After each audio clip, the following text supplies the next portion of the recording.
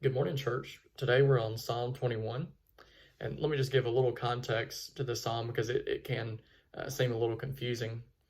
So here we have David, the king, that is writing the psalm, and he is ultimately talking about the future king, King Jesus. And so in verse 1 and 2, we see a celebration of the Lord's strength.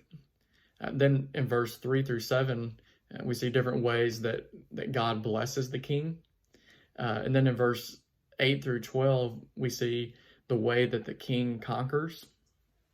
And then in verse 13 is like verse 1, and so it celebrates God's strength once again. Now, let me just go back and highlight one thing. So if you look back at verse 3, we see that this verse talks about a crown of fine gold upon his head. But we know that the first crown Jesus received was actually a crown of thorns. And Jesus was crucified on the cross, but that wasn't the end of the story.